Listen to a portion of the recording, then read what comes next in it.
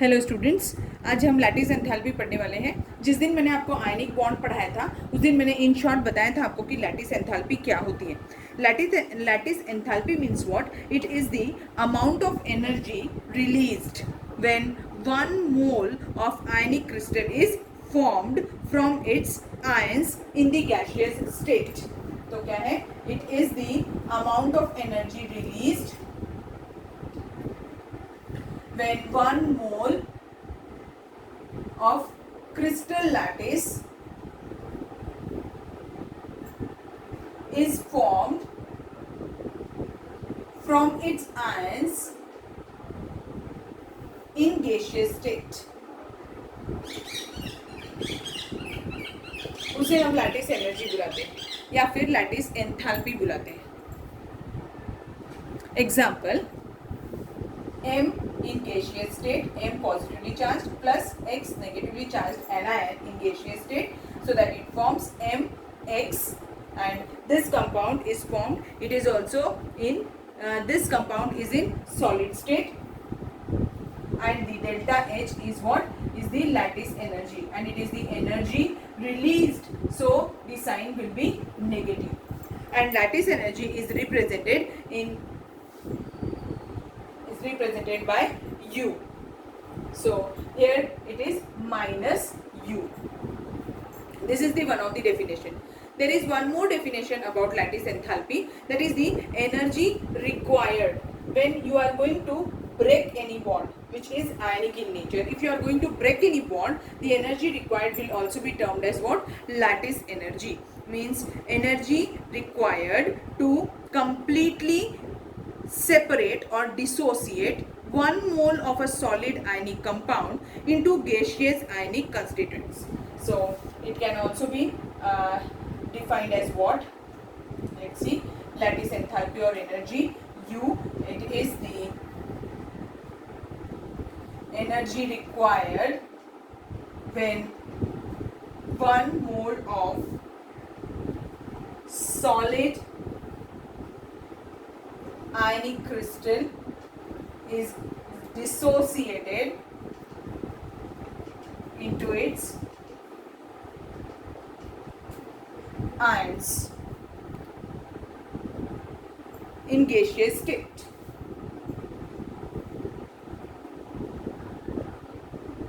Is also termed as lattice energy. Means if I am having let's see the example for this also. Mx on the solid state means the reverse of this one, that is Mx solid state, and when it is broken on applying heat, it will give M positively charged gaseous state plus X negatively charged is gaseous state, and here the delta H will be the lattice energy, but now this is the energy required, so it will be positive value. So these are the two definitions of lattice energy. Always the ionic compounds will show higher lattice energy. अब क्यों वो show करते हैं higher lattice energy? क्योंकि उनके बीच में force of attraction strong रहता है, इसीलिए उनकी लैटिस एनर्जी ज़्यादा होती है. कभी कभी ऐसा भी क्वेश्चन पूछता है, जैसे if there is a molecule named as AB and its dissociation energy is 500 kilojoule per mole, and there is a molecule named as YZ and its lattice energy is 200 kilojoule per mole, what type of bond is present in AB? ऐसा question पूछेगा. तो देखो, जिसकी lattice energy ज़्यादा होगी उसमें कौन सा बॉन्ड प्रेजेंट होगा? उसमें आयनिक बॉन्ड प्रेजेंट होगा, और जिसकी लैटिस एनर्जी कम होगी उसमें कोवलेंट बॉन्ड भी प्रेजेंट हो सकता है. तो हाइयर लैटिस एनर्जी रही तो आयनिक बॉन्ड ही होता है. ठीक. Now factors on which ionic bond depends. Factors on which the lattice energy depends. तभी मैंने गलती से आयनिक बॉन्ड बोल दिया. It is the factors on which the lattice energy depends. तो there are two important factors on which the lattice energy depends. That is, first is size of the ion,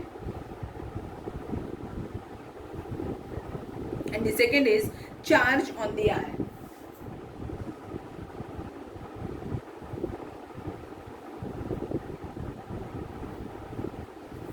ये दो important factors हैं. Size, smaller is the size, lesser is the internuclear distance, and more is the attraction.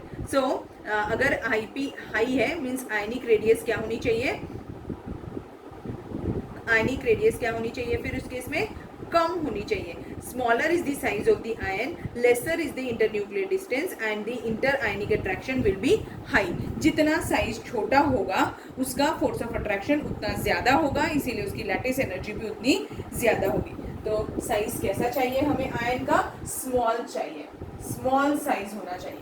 Now next is charge. Charge कैसा होना चाहिए? Magnitude of the charge must be high. जितना ज़्यादा magnitude होगा charge का उतना ज़्यादा अट्रैक्शन होगा और तभी लैटिस एनर्जी हाई होगी. Means charge on the ion must be high. That is जितना बड़ा चार्ज होगा, जितना ज़्यादा मैग्नीट्यूड होगा चार्ज का उतना ज़्यादा फोर्स ऑफ अट्रैक्शन होगा और उस केस में लैटिस एनर्जी भी उतनी हाई होगी. ठीक, तो आपको समझ में आ गया लैटिस एनर्जी क्या होती है. Lattice energy means it is the amount of energy required और रिलीज्ड. अगर रिक्वायर्ड बोलेंगे तो required to break the one mole of the ionic compound into its ions in gaseous state. और अगर lattice energy is the amount of energy released when one mole of the crystal lattice is formed from its ions in gaseous state. तो वो जो energy होती है उसे हम lattice energy बुलाते हैं और वो काय से रिप्रेजेंट करते हैं? कैपिटल यू से रिप्रेजेंट करते हैं. और वो कितने फैक्टर्स पे डिपेंड करती है? 2 फैक्टर्स पे डिपेंड करती है.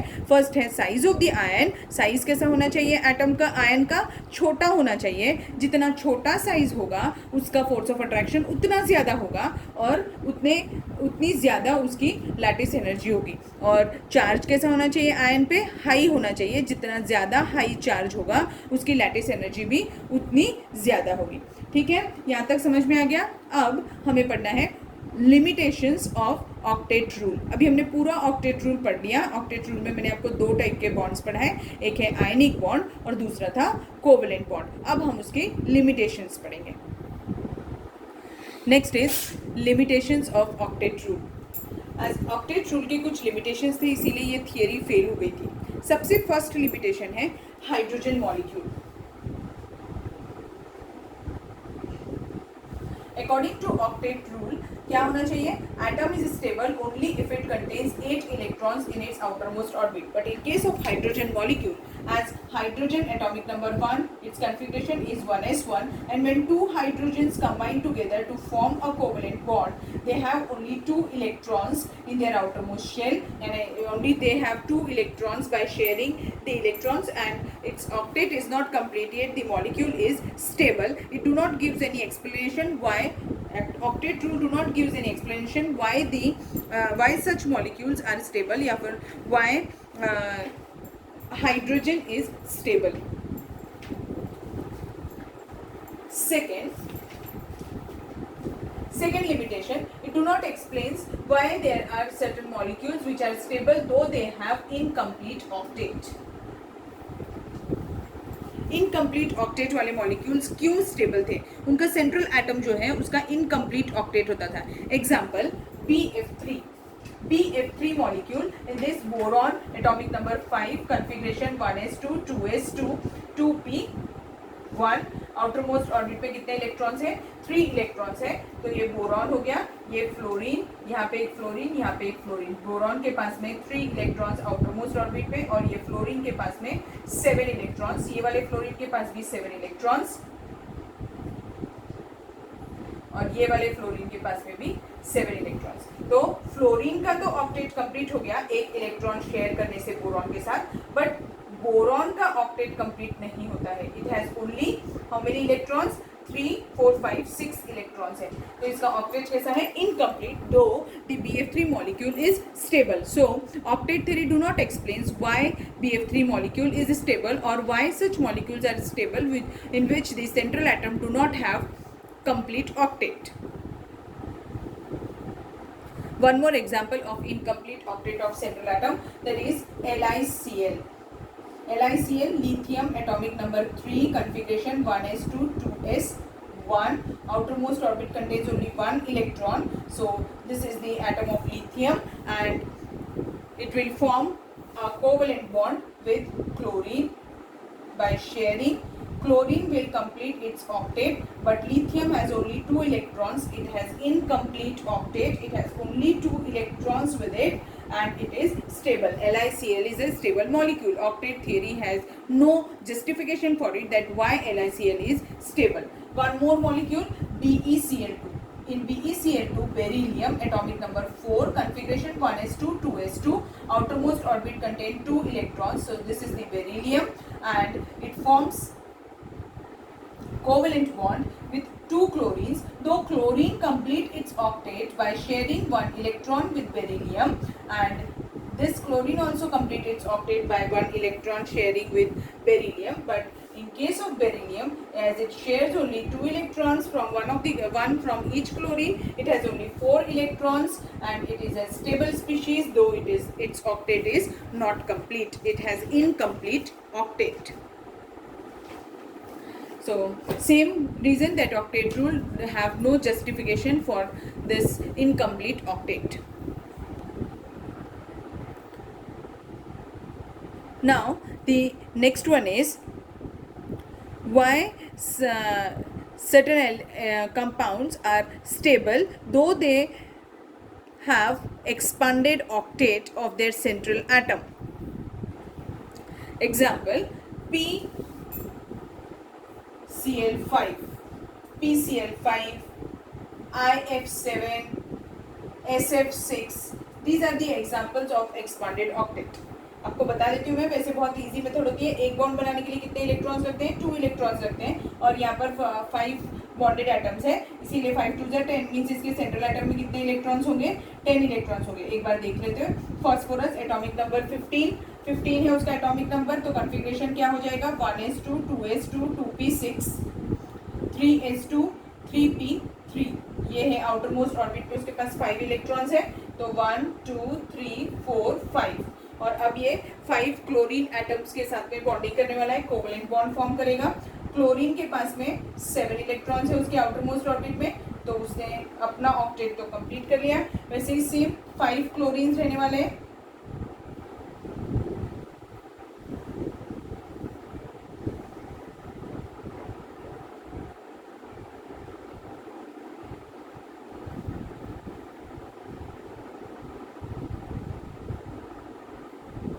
ऐसा एक और क्लोरीन, और यहाँ पे एक और क्लोरीन.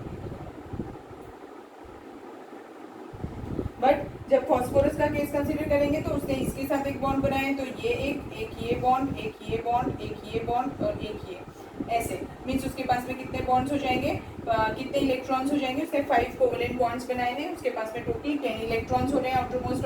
उसके instead of octet central atom के पास में 10 इलेक्ट्रॉन्स हो रहे हैं. So this is also an exceptional case for octet rule. उसके पास में इसका भी कोई जस्टिफिकेशन नहीं था. IF7 सेम केस रहने वाला है. इसमें 7 2 14 मीन्स सेंट्रल एटम के पास में कितने इलेक्ट्रॉन्स रहेंगे?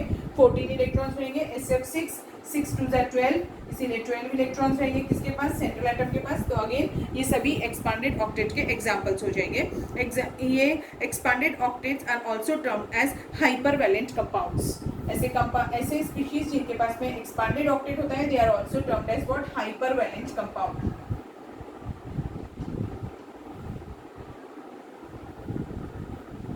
ठीक है. और जो इनकम्प्लीट ऑक्टेट वाले होते हैं उनको हाइपोवैलेंट कंपाउंड्स बुलाते हैं. मैंने वहाँ पर बताया नहीं आपको. अब एक और इम्पॉर्टेंट पॉइंट है, जो एक और इसका ड्रॉबैक था, it do not explains the stability of, fourth point, do not explains the stability of the odd number of electrons bond. Odd number of electrons किसी मॉलिक्यूल में अगर रहते हैं तो वो उसकी भी स्टेबिलिटी नहीं बता पाता था. Odd number of electrons, example ozone molecule and NO2 molecule.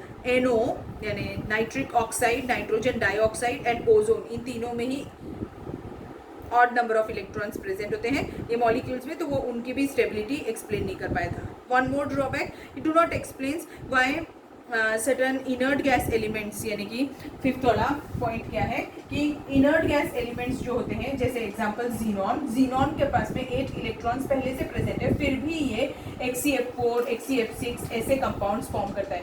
It do not have reason that why certain noble gas elements form compounds. ये एक और पॉइंट.